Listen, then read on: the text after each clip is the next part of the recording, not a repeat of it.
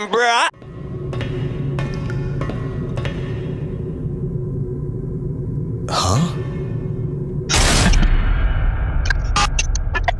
Excellent. Okay, hi guys, Ash here from DEvenGameBro.net, and I'm here with Justin from Gattai Games, who is going to talk to us today about Stifled, which is a VR experience on the Sony PS4, correct? Yeah, that's correct. So Stifled, it's a PSVR and mic-enabled sound-based horror game. So in the game, you use sound to see, kind of like echolocation or sonar. So in the game, you're kind of like blind, you make noise, you kind of create pulses that light up the world, lets you see where you're going. But the kicker is like all the enemies in the game actually hear sound. So the more sound you make, the more you see, but they can come get you as well, right? And I mentioned the microphone. So say you talk in real life or the game scares you, you scream physically, the microphone picks it up, it creates the pulses in the game and the enemies can actually hear that. So that's like our tagline, they hear your fear. So what you're saying is that I need to put a piece of tape over the microphone when I'm playing the game just for when I do eventually squeal like a little girl? Yeah, you can do that, but the thing is like if you put the tape across the microphone, how do you see? Because you can't make a sound. Oh, I completely forgot how echolocation works. That's really embarrassing. Yeah. But yeah, no, you're absolutely right. You actually have a button to use. Like you can use a key input to kind of make sound, or you can throw items to make sound. But we definitely strongly recommend using the microphone because like that's like way more immersive. So, yeah. Now, when you say that you use items to make sound, do you mean like there's going to be sort of acoustic things that you can interact with in the game, where you're going to be like hitting metal pipes and things to sort of... I mean, I'm just going off. I've seen like Daredevil, the movie, where he does exactly that kind of thing, and it's not a good example, but that kind of environmental things. So kinda. So when you're walking in the game, your footsteps, they create sound. So like you're walking on mud or like gravel, and it makes a sound, and it kind of creates a pulse that lets you see very briefly, but it's like a very soft or like very light sound. And then let's say you walk in water, it's like a much louder sound, and it goes further, and it's like see a bit more, but like at the same time they can hear you more, right? So that's a problem. And then you can pick up like items like rocks or like whatever, like stuff on the ground, you can pick it up, you can throw it, and that creates the pulses as well. So there's a lot of options for you to kind of make noise, to kind of find your way around, but it all boils down to when you're going to do that and how and where you're going to make the sound, basically. Yeah.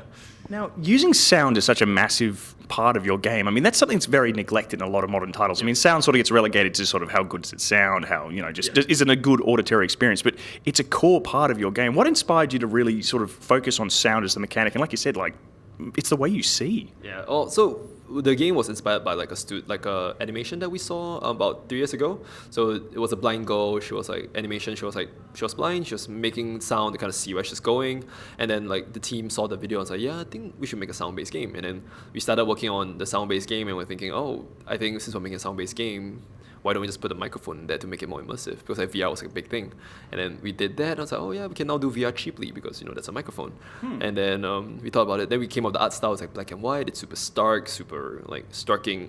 People recognize it very clearly, and it's very different from other games. And we thought, yeah, since we already have half like a cheap VR element to it, why don't we just like put them in a headset, right? And then we put them in a headset, and I was like, it clicked because like, with most VR games, you kind of experience the real world in high fidelity, but in our game, you experience being blind, you experience something different, and I think that's a really big part of the experience. Yeah. It's quite funny when you put it into perspective that you're actually putting somebody into a visual aid in order to experience being blind. Yeah, kind of. Well, you're not exactly blind because the way see, but kind of. Yeah, it was like the way echolocation works is definitely not. It's just our way of seeing in blind, but that's not physically. That's not scientifically. I don't think that's how echolocation works, but it works for the gameplay. So yeah, it works in concept. Yeah. So I mean, echolocation is the obviously sound bounces off things. That sound gets returned to the thing that bounced the sound, and you see things. So now VR obviously is a tool. I mean, you mentioned that this is sort of everything clicked when it came onto a VR platform. Is it difficult developing for VR compared to like a more traditional game sense?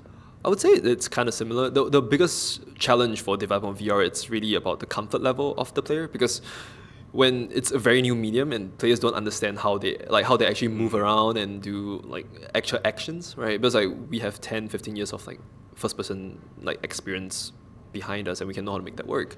And how do you translate that to VR? So that took us a lot of time to kind of experiment and make sure that it was optimized, make sure things were smooth, make sure the control scheme made sense and it didn't like make people nausea. And I think we're at a very good place right now. I think I'm happy with what we have. Yeah. So what's the preferred input method for the game? I mean, obviously with VR, the headset itself is a very big part of it, but obviously how you actually have player interaction within the game, is it mouse and keyboard, or using just a regular controller? Like, So we are using the DS4 controller, and then it's pretty standard like most first-person games. You use the left stick to kind of move around and right stick to look around.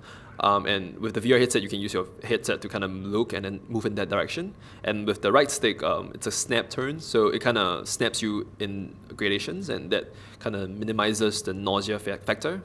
And that allows you to turn 180 as well. So it's like an in-between solution for VR and non-VR games, but it works pretty well. Yeah. That actually sounds like a very good sort of point, because I mean, like you mentioned there is a case where people can get motion sickness from playing these kind of games, and obviously trying to find your bearings when you literally are sort of in this environment. I mean, again, your environment's something that's crafted through the way that you interact with the sound and all the rest of it.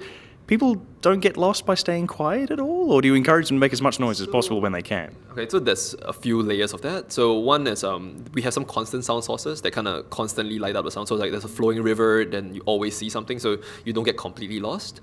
And then we actually have a lot of people think the game is just black and white. We actually have a really cool texture around you around you. So that kind of simulates when you're blind and you can kind of touch the ground and touch the walls, and then.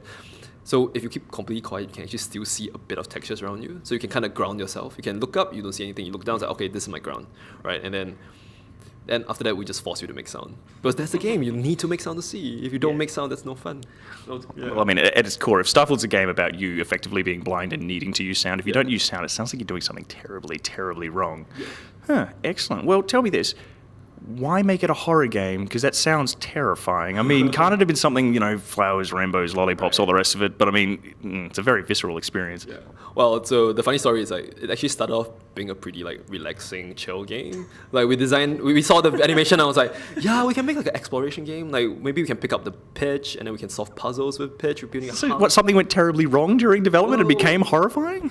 It's more like just the art style. So I came out with the art style like the black and white, and it was like because like we want to keep the focus on sound, so we keep the art style like super simple.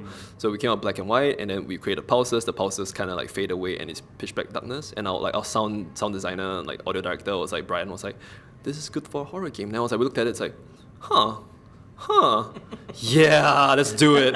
Yeah, and then we did it. Diabolical very quickly. Yeah, then we did it, and once I thought, so we have the microphone. What do we do? It's like, okay, they need to use the sound to say. So what if the enemies hear you too? It's like, it's kind of messed up, but it just clicked, and I was like, yeah, I was gonna do it, and we did it, and I think we're really happy with the results. I think, yeah.